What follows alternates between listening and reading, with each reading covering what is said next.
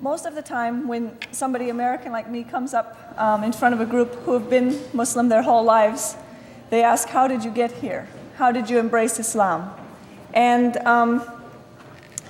I actually, as the sister mentioned, was here a student at Iowa State University, and I was eating in a special cafeteria that was for people with special diets. I happened to be vegetarian, which meant I was already a black sheep, if you can imagine, in the 1970s, in the Midwest, the pork belt, being a vegetarian.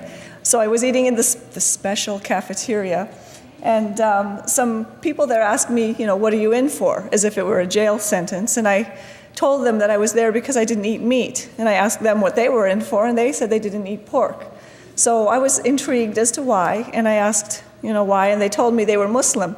So I was curious, and this led to a bunch of discussions about politics, religion, and everything else you're not supposed to discuss over dinner.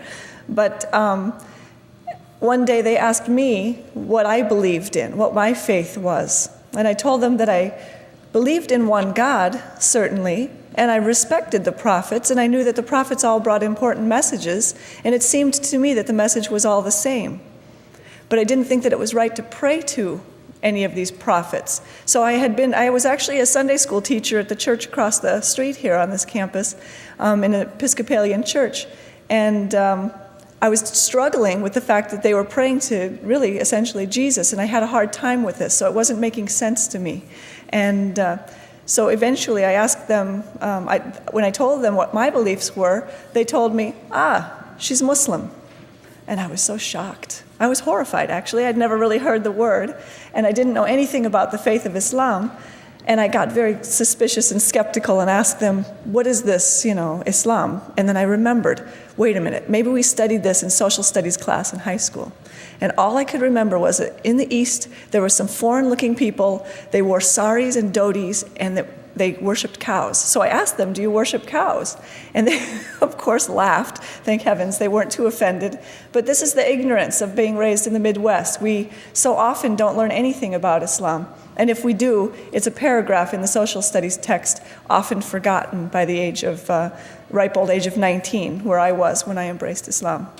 So they told me a little bit about Islam. I read some books, and now in retrospect, I think, alhamdulillah, that I learned about Islam through the books, and I didn't learn about it from really Muslims per se, because I might have been extremely disappointed in the behavior of some Muslims. In fact, those Muslims that taught me about Islam, I embraced Islam the first day of Ramadan, 1979.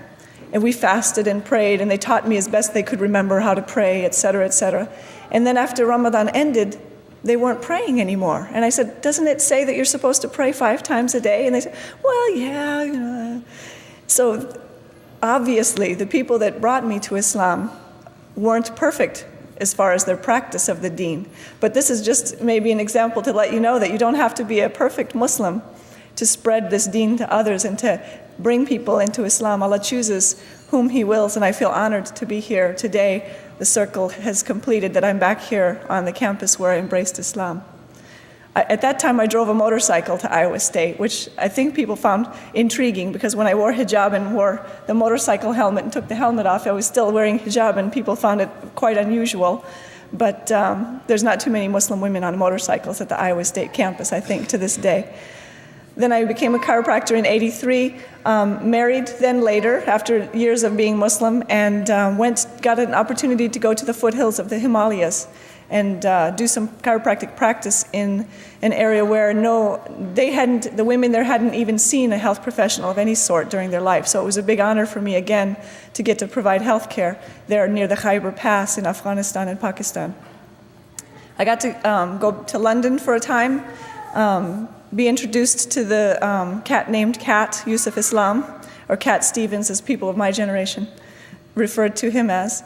And I was very moved that another person was on the same kind of spiritual path from being a tree-hugging hippie like myself into Islam in the late 70s. Then I went to California and taught, as the sister mentioned, and Ustadji, who knows what that means here in the audience? I think some of you who are Pakistani know. I had a great world religions teacher who was Pakistani and half Irish, and he called himself Ustadji, and he was my teacher as well and allowed me to help new students learn about Islam. and now I'm home again. So the circle is complete.